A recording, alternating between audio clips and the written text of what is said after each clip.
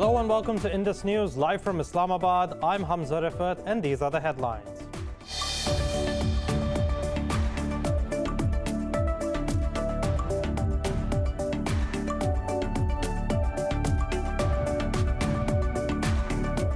Pakistan has presented a dossier on India's war crimes and grave human rights violations in Indian illegally occupied Jammu and Kashmir. Foreign Minister Shah Mahmood Qureshi, along with National Security Advisor Moeed Yusuf, presented the 131 pages dossier at a press conference in Islamabad. Exposing New Delhi's fake encounters and false flag operations, they said more than 8,600 mass graves have been found in 6 districts of Kashmir. The dossier reveals 30,000 people have been martyred since 2014. It further says the occupation forces killed more than 650 women and raped nearly 3,900 others.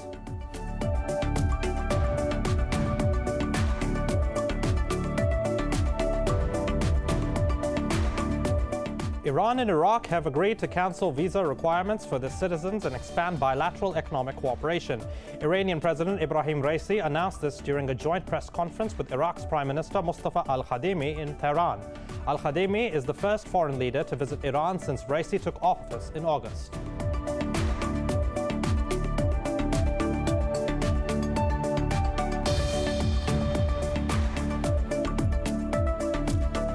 Islamabad has become the first city in Pakistan to fully vaccinate 50% of its population. So far, the country has administered over 67 million doses of COVID-19 vaccines, with plans to inoculate millions more by the end of the year. There have been 58 new deaths and over 3,100 infections overnight.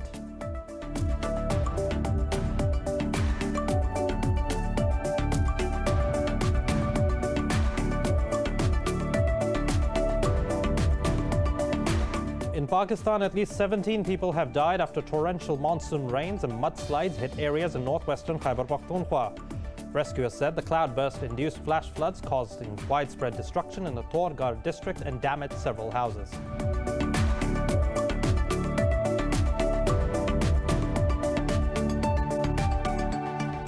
The news in detail after a short break. Stay tuned to Indus News.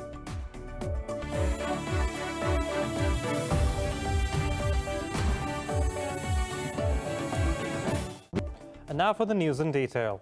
Pakistan has presented a dossier on India's war crimes and grave human rights violations in Indian illegally occupied Jammu and Kashmir. Foreign Minister Shah Mahmood Qureshi, along with National Security Advisor Moeed Yusuf, presented the 131 pages dossier at a press conference in Islamabad.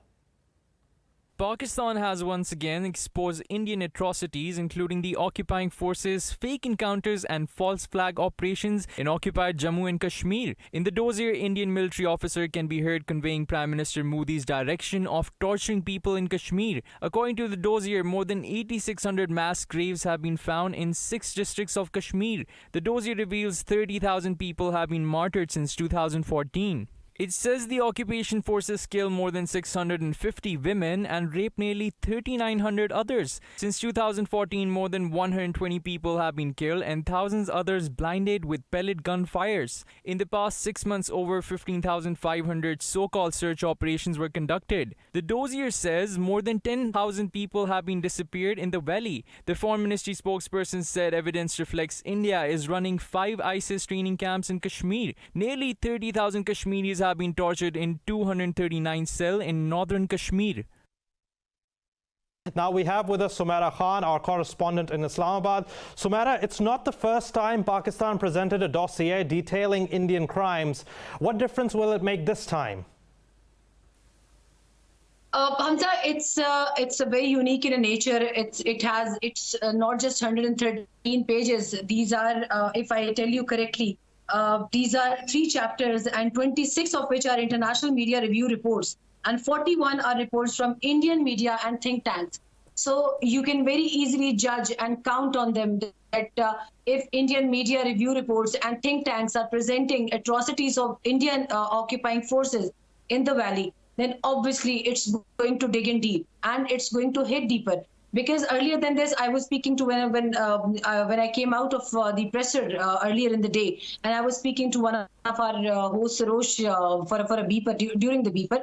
I just told him this fact that Pakistan is right now it's on a very right track where every universal power is trying to bring in light all these atrocities that people of the valley are facing for last of so many decades. And international communities, either they were undoing all the evidences being presented by Pakistan, or they were accepting the evidences, but they were kind of not paying attention to those evidence, because every country, as the NSA, Yusuf just shared it with us, that Right. earlier all the countries, they had their economic interest, they had their vested interest in India. So it was a tiring exercise for Pakistan that we keep on presenting, we keep on sharing irrefutable evidence, but the international community isn't paying heed. But right now, Pakistan very successfully, they have included Indian media's review reports and reports prepared by Indian think tanks. So definitely this is going to hit deeper this time. Right. So, Mera, now, according to the Foreign Office spokesperson, there's evidence that India is providing training to ISIS militants, which is obviously a threat to the entire region. Don't you think that Pakistan should take this evidence to the United Nations Security Council and other platforms directly? Why not? And I think it's part of the exercise that is lying ahead. Pakistan has already dispatched, and let me tell you, the copy of this dossier is available on the Ministry of Foreign Affairs website right now. So everyone can just get access to that dossier, all these 113 pages, and all those 3 chapters, and all those review reports. So it's an eye-opener for the community as well, for the country as well, who have been advocating for India over. They were having a different point of view, different from Pakistan. So right now it's all in a broad daylight. They can have a very good review of that. But let me tell you one thing. Pakistan, prior to presenting it to in front of the media today, Pakistan had already dispatched its copies, hard copies and soft copies, to the concerned UN officers and all the diplomatic channels, those who are right now functional in Islamabad. So it reaches, and we know that SCO summit is around the corner. Yes. So every irrefutable evidence is going to be presented by Pakistan's national security, not just advisors, but all the esteemed officers. So the international community is having that recurrence of this evidence presentation on all forums, including P5 and those who have this veto power in every major distinguished office of the UN. And UNGA is already commencing around, and Pakistan has its speech scheduled around 24th of September. Yes. So everything has reached all the concerned officers prior to the participation. So, Mera Khan, thank you so much for updating us. For more on this, we're joined by Lieutenant General Ghulam Mustafa, who is a renowned defense analyst from Islamabad. Thank you very much, sir, for your time. My first question to you is, today Pakistan has presented some very hardcore evidence of Indian brutalities in Indian illegally occupied Jammu and Kashmir. Do you think this will instigate the international community to raise the voice against Indian cruelties in the valley? That's the, I think, whole aim of the exercise, to get the international community to understand what is going on in Kashmir, where the world is talking about what Taliban could possibly do or could not possibly do, and reminding the world of what Taliban did last time around, talking of human rights and talking of this right and that right, very ignoring what is going on in India as a whole and Kashmir particularly. I think Pakistan has done the right thing at this point in time, because the world is sensitive to these issues. This is one issue that has not evaded, frankly. The world has avoided facing this squarely. This time the world faces this human crisis, which is of immense proportions. I don't think so the world even starts to comprehend what is the plight of these Muslims who are trapped in Kashmir, with over, I think, 1 soldier every 8 or 9 people. And yes, 17 to 18,000 of the young people have been abducted away to so-called re-educate them. So many people killed, murdered, butchered. And the latest was what they did to this very old and frail man who passed away and was supposed to be buried, basically forcibly buried. India is so scared. While he was alive, he was a thorn in the Indian side. And in his death, I think, he has proved to the world that what he was saying was always right, and the Indians have to be not only reined in, but the fact is that Kashmiris have to be given their rights as human beings. If the world expects Taliban to give rights to some of the people there, they expect rights, everybody else to give their rights, human rights to the others, be it France or the UK or United States of America, with their own history of, I think, human rights being very, very checkered, to say the least. I think it's time for the world to realize this. Absolutely, and it is basically a de facto state of apartheid that we're witnessing in Indian illegally occupied Jammu and Kashmir. Now, sir, nowadays the world and the nations, the international community is busy highlighting human rights issues in Afghanistan, but they're pretty much silent towards the atrocities in Indian illegally occupied Jammu and Kashmir, as you rightly said. What do you think is the reason behind this dual standards approach of the international community? I mean, the reason are very basic. We may not like to accept them, but they are very basic, right? Right. One is they are Muslim, and two, they are not of any commercial or economic value to the West per se. And third, of course, is that we are that block in the path of the world which expects. I'm talking of the free world, so-called free world, led by United States of America. We are the people who are actually standing solidly between them and what could lead to the world's destruction, and that they don't like. And when I say destruction, what I mean is that they expect the world to be ruled by them and to obey them in everything what they say. And that is what the problem is. Basically, it's as simple as that. But India, a Hindu state, and Brahman Zionism at its peak, disregarding humans as humans within their own community. I mean, over 60 to 70% of Hindus have they're not humans to these guys. So absolutely, the world is not listening to anybody, because India has offered itself to the factory floor and also offered itself to become their partners in the biggest crime this century is likely to happen. Is they're trying to go against China.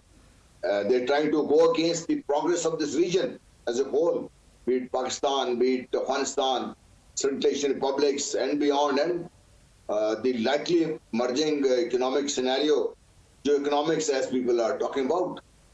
They are trying to thwart that, they're trying to block that, they're trying to actually destroy that, the whole process. Right, so you think morality actually trumps economic considerations, or it's actually the other way around?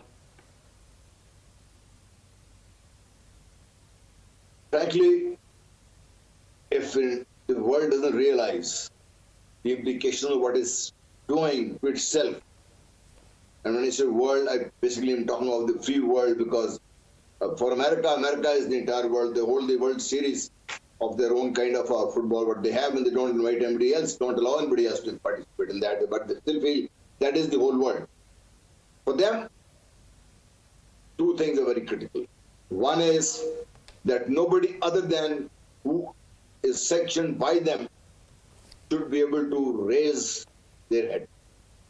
That means they want their power to be recognized, acknowledged, and the rest of the world to bow down in front of them.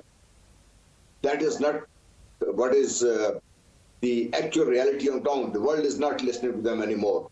Right. The other world is the world which is where we belong, and the world where these poor Kashmiris belong to, world where these poor Muslims belong to. Look what they have done to Libya, to Syria, to Iraq, to Afghanistan. Yes. What they have done to these countries over the years. In the last just 1 decade, they have destroyed the basic structure of states, and they expect them to come up to their expectations. I mean, their level of what they think is progress or development or the... So that is, I think, there's a dichotomy in the way they think, there's a dichotomy in the way they act. There's a huge differential between what the so-called deprived world is working for and what they want this deprived world to do. There's a huge differential that they must understand that even the poorer countries, even Pakistan is not ready to listen to them anymore.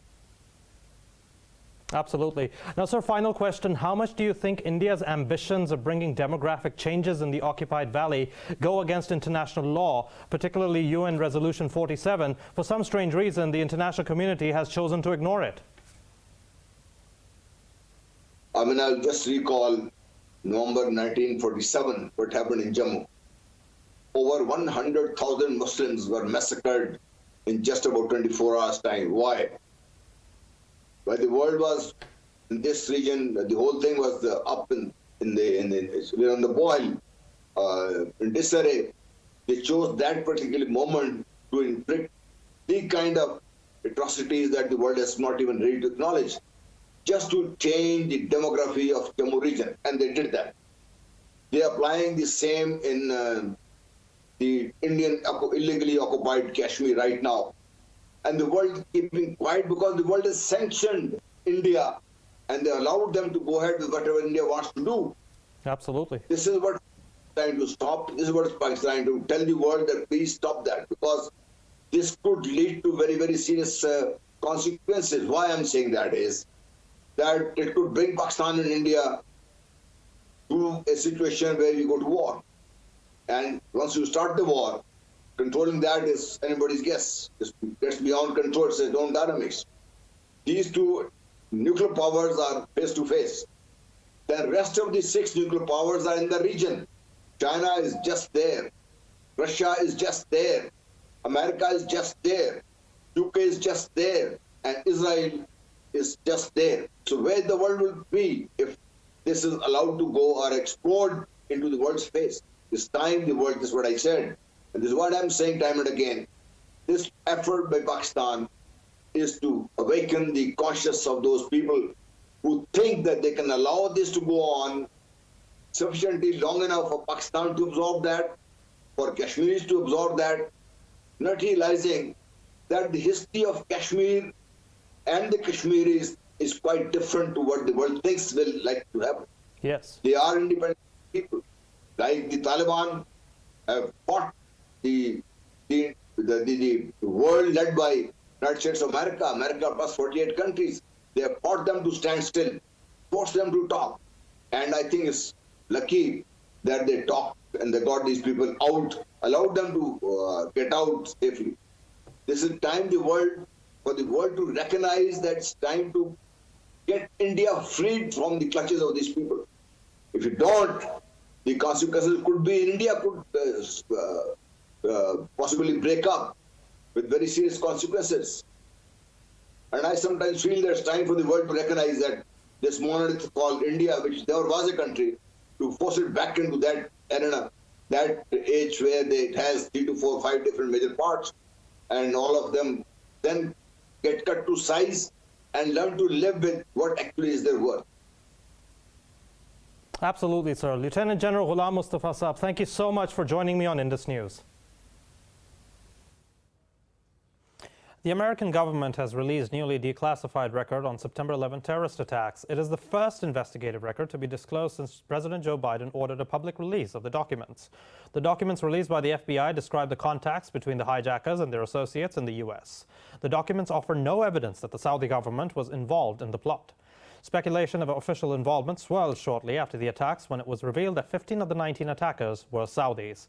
Earlier, the Saudi embassy in Washington, D.C. said it supported the full declassification of all records to end the baseless allegations. Pakistan has sent the 4th consignment of humanitarian aid to Afghanistan's Mazar-e-Sharif city.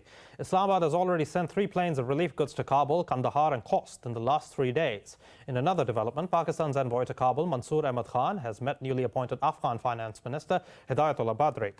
In his tweet, Khan said the two sides discussed trade and transit matters to facilitate the common people.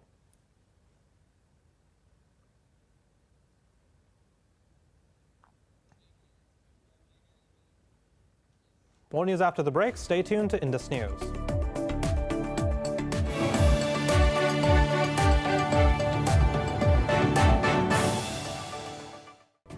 Welcome back. Now, the remains of a U.S. Marine have returned home on the 20th anniversary of the September 11th attacks. Sergeant Johanny Rosario was amongst 13 U.S. service members killed last month in a suicide bombing outside the Kabul airport. She was one of the last American service members killed in the two-decade-long Afghan war. Massachusetts Governor Charlie Baker, Boston Mayor Kim Janey, and Senator Ed Markey paid their respects to Ricardo's family at the airport. Died as she was screening women and children at the Abbey Gate. She will be buried in her hometown of Lawrence. Russia says it is looking into the possibility of providing humanitarian assistance to Afghanistan. Russian ambassador to Kabul, Dmitry Zernov, however, said no practical agreements on the issue have been reached so far. Zernov said so far he saw no requests directed specifically at Russia. But Afghanistan is ready for economic interaction with Moscow. Zernov further said Russia, China, Pakistan and Iran were the only countries that kept their embassies in Kabul and did not flee. The Russian diplomat also attacked West's decision for freezing 3/4 of Afghan budget, adding that it will worsen the crisis. News from the Middle East now. Iran and Iraq have agreed to cancel visa requirements for their citizens and expand bilateral economic cooperation. Iranian President Ebrahim Raisi announced this during a joint press conference with Iraq's Prime Minister Mustafa al-Kadhimi in Tehran. Al-Kadhimi is the first foreign leader to visit Iran since Raisi took office in August. Iraq has been trying to mediate between Tehran and its Gulf Arab foes, including Saudi Arabia.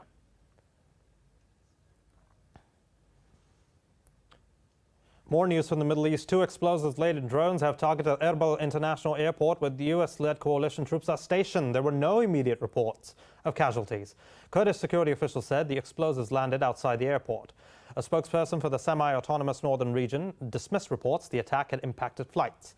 He said the airport remained open and an investigation was ongoing by the Kurdish authorities. The attack is the first following a 2-month hiatus in drone and rocket attacks to target the U.S. forces in Iraq.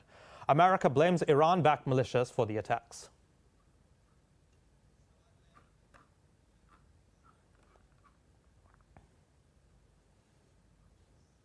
Now, for more on this, we are joined by Dr. Arno Develi, international political analyst from Syria. Thank you so much for your time.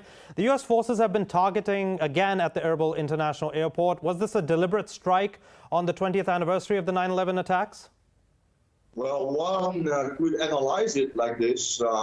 On the 20th anniversary of the 9/11 attacks, which basically led to an endless war strategy by the United States going after every country that they had decided to basically take out in order to engage in democracy building, quote unquote. It is a smashing reaction from the people in the region, the real sovereign forces in the region, that U.S. presence shall not be tolerated anymore. Right now, more recently, the attacks have become more sophisticated, with the attackers using drones instead of Katyusha rockets. So that's what we've been pointing out. Who is behind these attacks? The means being employed by the Iraqi resistance, most likely benefiting from Iranian expertise in improving their arsenal, but also improving the means of delivering new explosive devices with more precision and more lethal effect. The idea being that the U.S. forces must feel that their fortifications and/or bases are not out of reach from any attempt by the resistance to evict them or to send them a message that their presence is not wanted anymore. Now, there are also some 2,500 U.S. troops in Iraq apparently helping local forces counter what remains of the ISIS group. Well, why do you think the terrorist attacks are rising in the country? Well, that's a good question. Was that the U.S.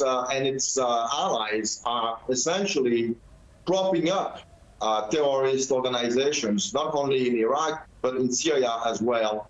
And it's been a recurring problem for the resistance forces, be they in Iraq or Syria, have managed to secure the borders between the two countries so as to prevent the flow of those elements from one side to the other. And obviously, the results have been very efficient, and the Americans are trying to reactivate those cells by any means necessary, and using those already in place, so to speak, in order to intensify attacks and make themselves relevant again, should I say.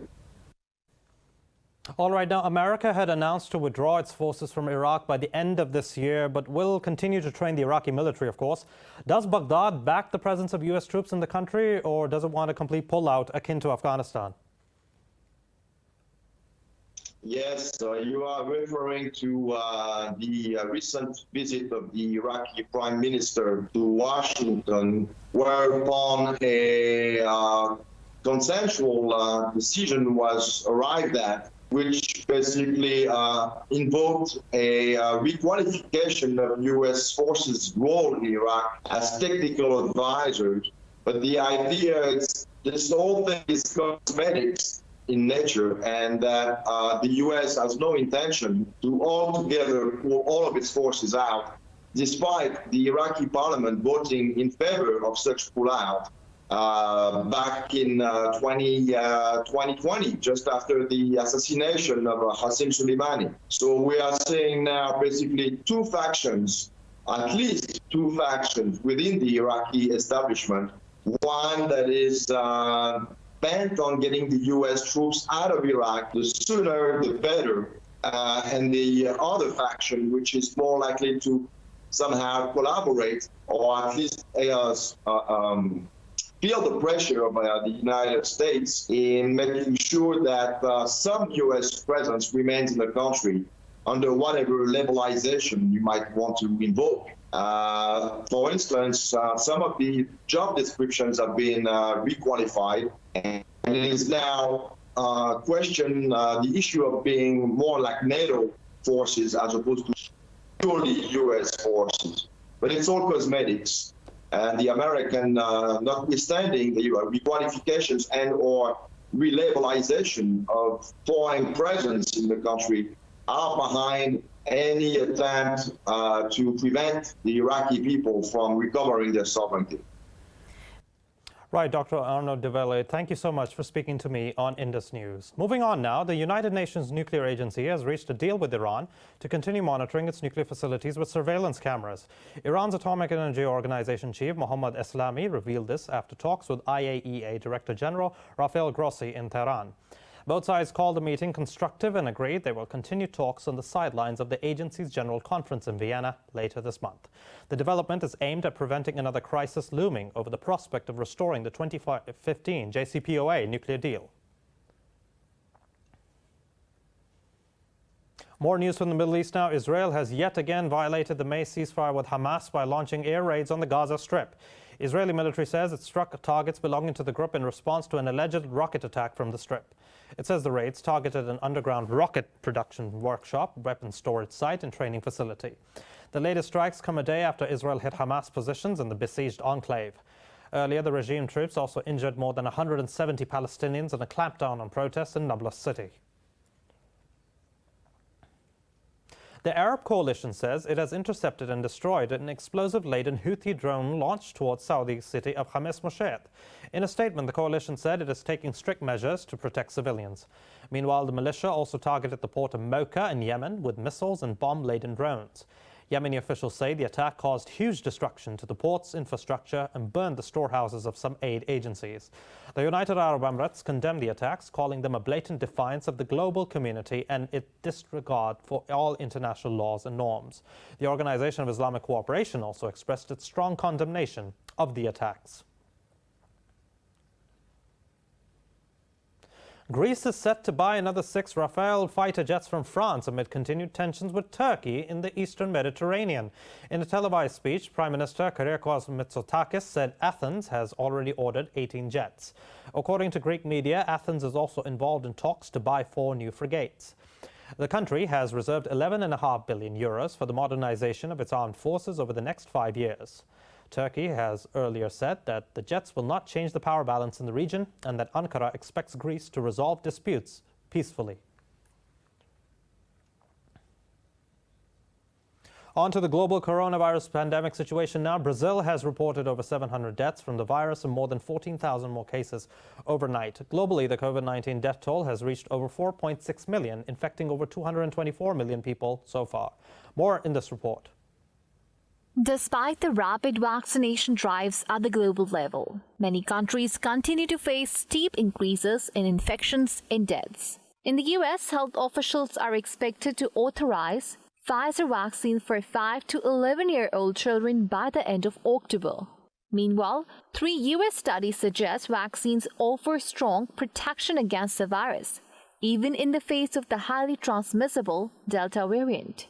Australia has purchased an additional 1 million doses of Moderna from the EU as the country accelerates its inoculation drive against surging infections. The country's most populous state, New South Wales, reported nearly 1,300 new locally acquired cases in the past 24 hours. I want to see 80% first dose next week, and I'm confident we'll get there around Tuesday or Wednesday. And then my challenge to the New South Wales community is let's get to 90% the following week. And let's also work across our most disadvantaged communities to make sure that no one is left behind as we strive to have the most equitable distribution of vaccine of any country in the world. And that's my aspiration. Over in France, violent clashes broke out at an anti-health pass protest when an unidentified group attacked demonstrators with sticks and walking crutches. In Greece, thousands of people marched against mandatory coronavirus vaccinations. Police used tear gas and water cannons to block them from reaching a trade fair where the Prime Minister was delivering his annual economic policy speech. We came here to give a message to the government that we will not stop our fight. They're making fun of us with the changes that are coming to a new labor law that was recently passed hand in hand with the employers. We are shouting that we are here, we will resist, and we will continue our fight until the end. In South Africa, health regulators have approved Pfizer vaccine for children aged 12 and older, paving the way to offer vaccinations to teenagers. Meanwhile, India logged 338 more deaths and over 28,500 new COVID-19 cases in the past 24 hours.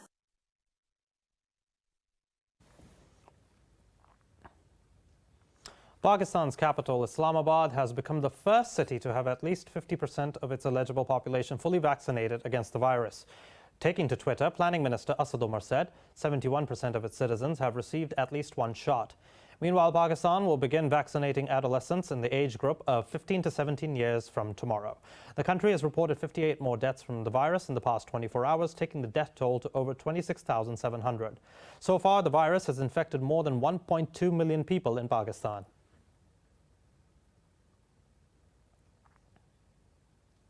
The Pakistani nation is remembering military officer Major Raja Aziz Bhatti on his 56th martyrdom anniversary. He was bestowed upon the Nishan-e-Haider for his actions of valor during the Battle of Borki with India in 1965. On the occasion, Pakistan's military said, Bhatti's heroic feat inspires us to defend the country at all costs. In a tweet, the ISPR said he successfully repulsed Indian attack on Lahore with his gallant actions. Hailing from Gujarat, he joined the newly formed Pakistan Army in 1950. During the Indo-Pak War in September 1965, Bhatti defended strategic BRB Canal bravely for 5 days until he was hit by an enemy shell and was martyred. Staying with Pakistan, at least 17 people have died after several houses collapsed as torrential monsoon rains hit northwestern Khyber Pakhtunkhwa province. Police said 11 bodies were recovered from the debris in the Thorgar district. They said 3 houses in the Jhatka village were completely swept away, while others were less affected. Rescue operations for those still trapped under the rubble is underway. In Aptabad, authorities said a mudslide in the suburbs also killed a couple and their child and injured 3 others.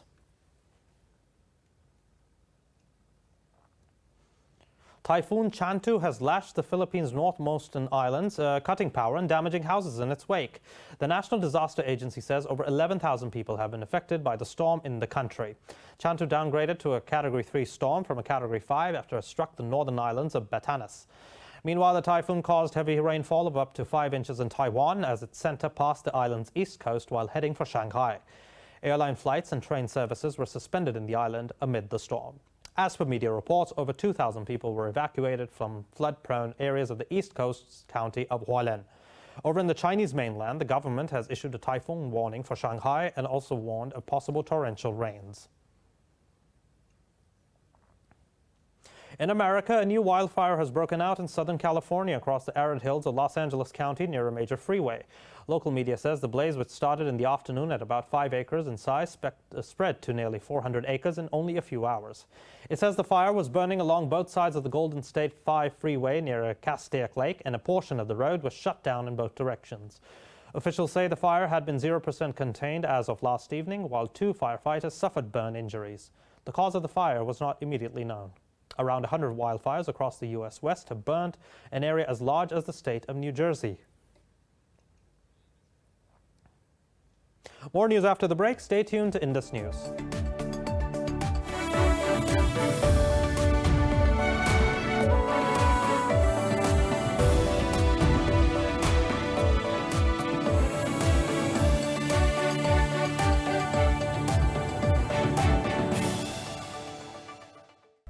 Welcome back. In the United States, the corridors of New York subway are decorated with larger-than-life, vibrant glass MOSAIC murals that are aimed to move with the subway rider.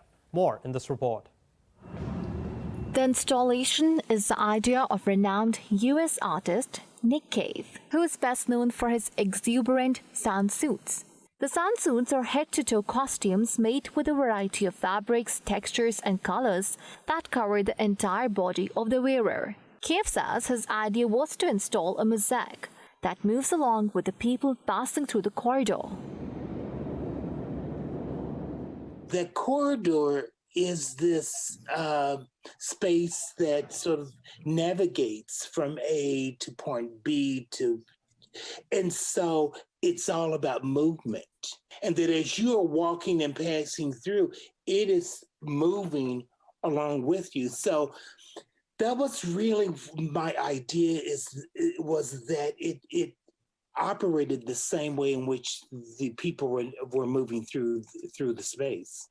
The mural, called Everyone, is the first of a 3-piece installation, with its sequels, each one and Equal All, set to be completed next year. When completed, the artwork will cover 4,600 square feet and will extend from the Times Square to Grand Central subway stations. Cave says the artwork presents him with a new direction. The thing is that I think as an artist, that, we can't limit ourselves to the means necessary. It's how do you remain open and available for a new point of view, a new direction to sort of present itself. And so for me, this presents a new direction. The artwork is Cave's largest permanent public art and the largest mosaic project in the New York City transit system. It was unveiled as part of a public campaign to welcome riders back to the subway after the lockdown and to encourage the use of mass transit. The movie Happening, produced in 1963 on illegal abortion, has won the Golden Lion Award for the best film at the Venice Festival. More about the award ceremony in this report. The Venice Festival Awards ceremony wrapped up the 11-day movie marathon, with many films held back because of the coronavirus pandemic. Stars from far and wide turned out in force on the Venice red carpet for the success of a festival. The movie Happening won big at the night. It increases complexity of a situation as young woman confronts prison term or death due to termination. Film director Audrey Devan said that film's central theme is still relevant today as in 1963 when film was produced. I did this movie with anger. I did the movie with desire also. I did it with my belly, my guts, my heart and my head. And I wanted Happening to be an experience. Spain's Penelope Cruz won the Best Actress prize for playing a single mother in Pedro Almodovar's Parallel Mothers. I would like to dedicate it to my great husband who's here with me and my wonderful children, Luna and Leo, my family, but especially to 2 other parallel mothers in my life. My mother, Encarna, the best values, the best teacher, and my best friend. I love you, Mama. While the Best Actor prize went to Jordan Arcela from the Philippines for the film On the Job, The Missing Eight. Meanwhile, Italian director Paolo Sorrentino was also awarded the Grand Jury Prize for the Hand of God film.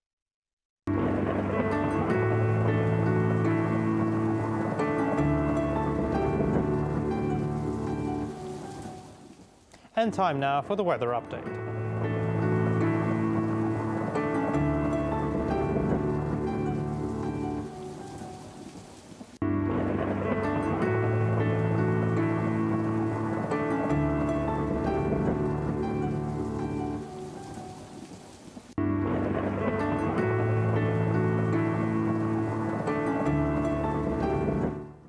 And that's all that we have for now. For the latest updates, you can follow us on social media at indus.news.